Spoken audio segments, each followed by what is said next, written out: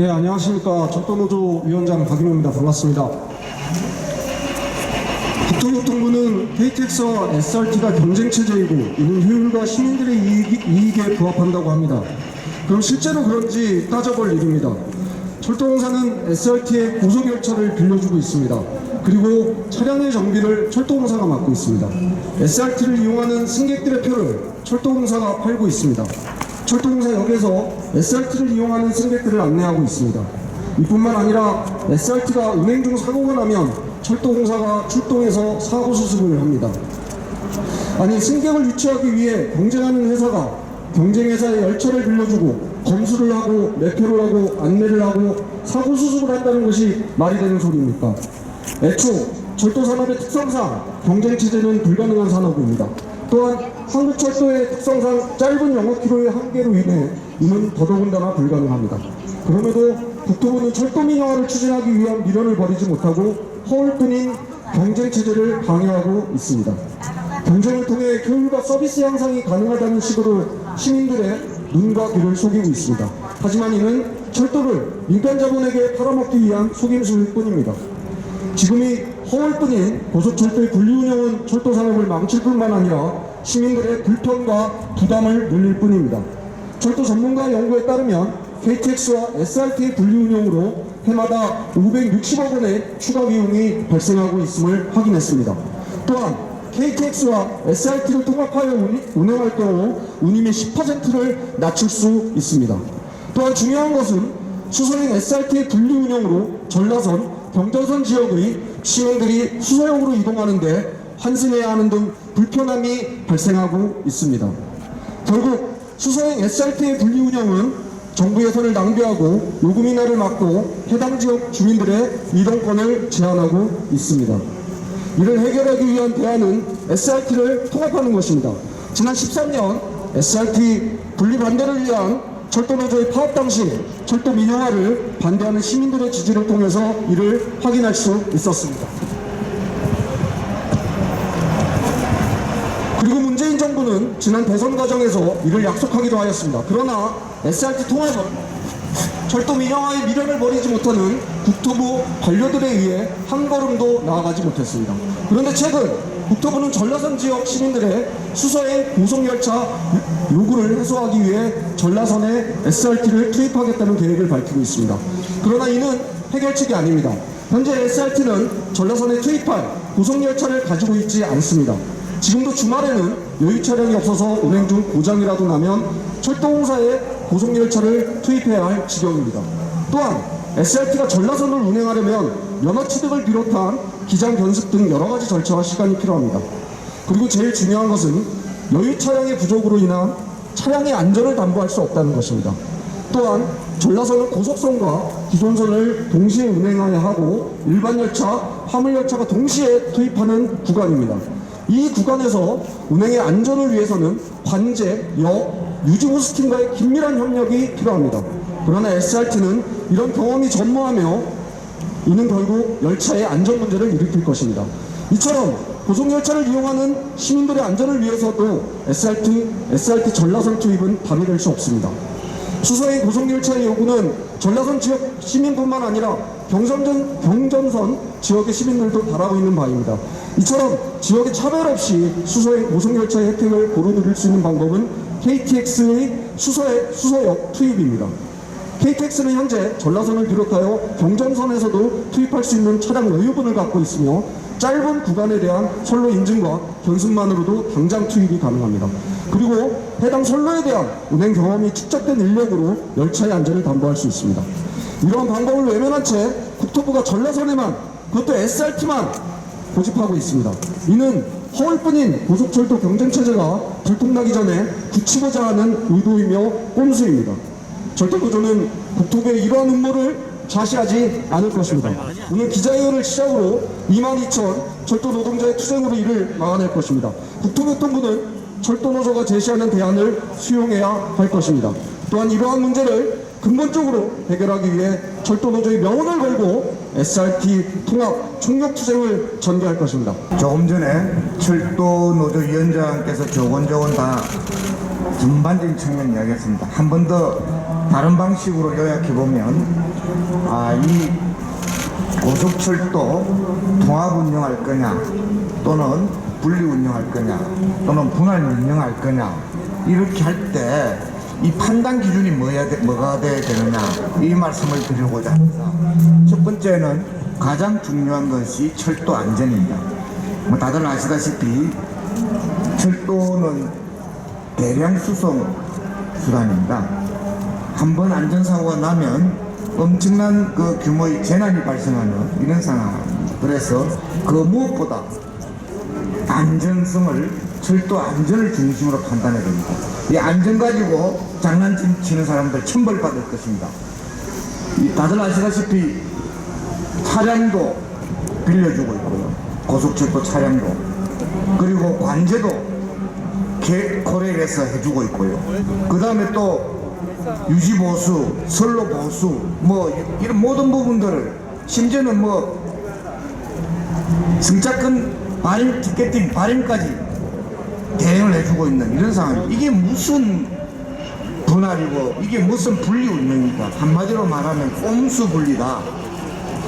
통합이냐 꼼수 분리냐 이는 뭐 선택의 여지가 없는 정오표가 분명한 이론의 여지가 없는 이런 내용입니다. 근데 이걸 가지고 벌써 십몇 년째 이러고 있고요. 촛불 정부 출범한 지 4년이나 되면서 이루고 있습니다. 촛불 항쟁 그때 우리 적폐청산 하자고 한 거 아닙니까? 이 꼼수 분리한 고속철도 꼼수 분리한 것은 전형적인 박근혜 정권의 국정농단 상황이었습니다. 이 부분을 촛불 정부에서는 정상화하겠다, 통합하겠다라고 공약했습니다. 4년이 되도록 이 촛불 정부가 완전히 관료공화국이 되어버렸습니다. 그것도 적폐 관료들이 꼼수를 제어를 하지 못한 이런 상황입니다. 이게 바로 서울시장 보선, 부산시장 보선 참패하는 가장 큰 원인 중에 하나입니다. 지금이라도 마음을 다시 가다듬고 촛불의 명령 그리고 국민의 명령에 따라야 된다고 생각합니다. 두 번째 가치 기준은요, 국민 편익입니다. 결과적으로 통합 운영하면 운행 횟수도 더 늘어나게 되고 그리고 원가 절감도 되는 그래서 요금 인하 요인도 생길 수 있는 이런 상황입니다. 누구적으로 하고 꼼수 분리 운영합니까?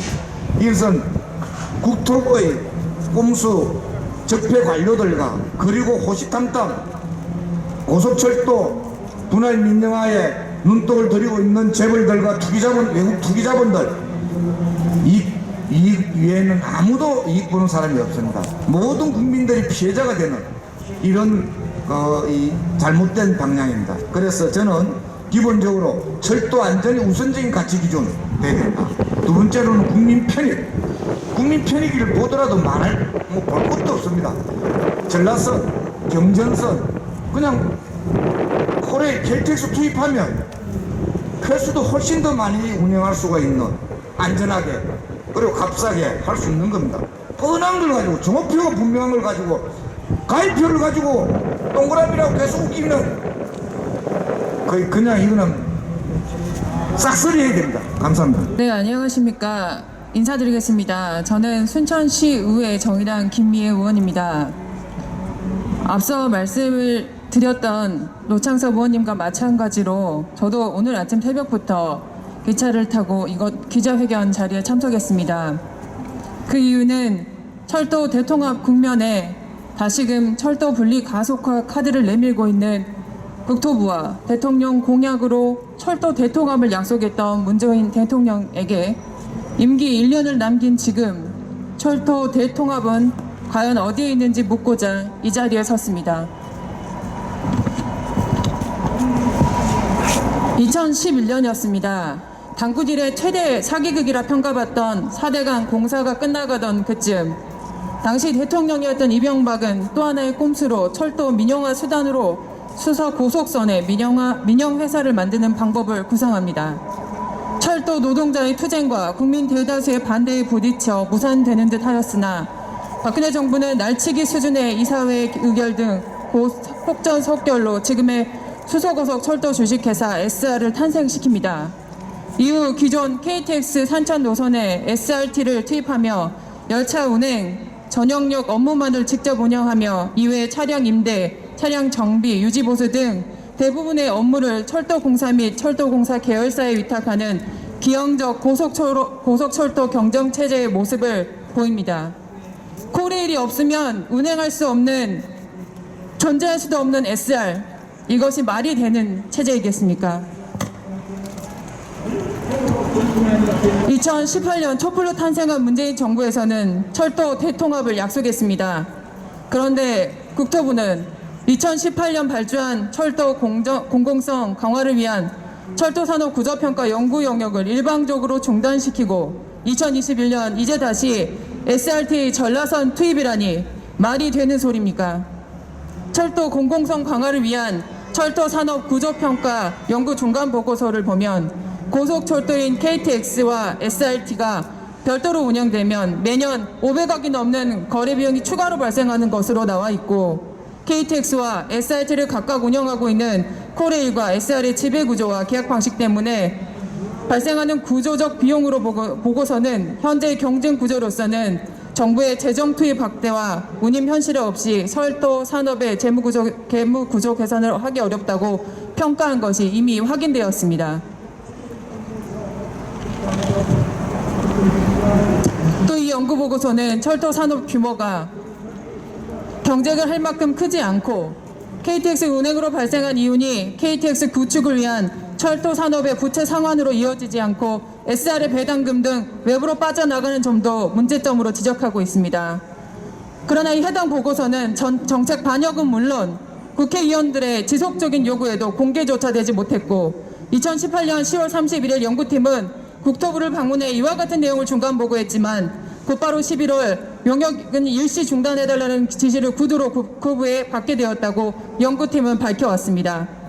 정부는 이어 약 1년 뒤 2019년 10월 예고 없이 용역 사업을 요청했다가 불과 2개월 만에 다시 용역을 일방 해지한 뒤 사업을 완전 종료하였습니다.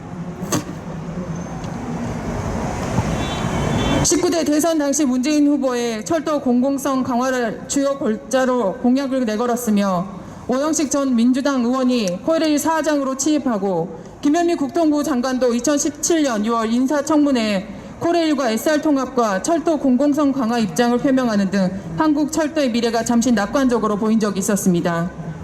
민주당을 믿었던 것이 역시나 너무 순수한 바람이었을까요? 철도 대통합의 수순은 이제 다시 거꾸로 가려고 하고 있습니다. 코로나19로 인해 전국이 혼란한 틈을 타 오히려 SRT 노선을 확대하려고 하고 있습니다. SRT 노선 확대는 코레일의 서민 열차인 무궁화의 축소로 이어질 것입니다. SRT 노선의 확대는 예산 낭비로 이어질 것입니다. SRT 노선의 확대는 철도 민영화로 이어질 것입니다.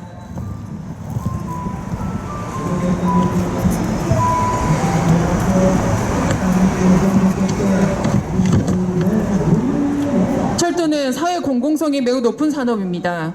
철도에서 운영하는 노선 중 흑자 노선의 이윤으로 사회적 교통 약자를 배려하고 적자 노선을 교차 보조하고 있습니다. 철도는 경쟁력 높이고 효율성 높이고 수익을 높여야 할 산업이 아닙니다. 쪼개진 철도를 하나로 통합하면 운임을 10% 인하할 수 있습니다.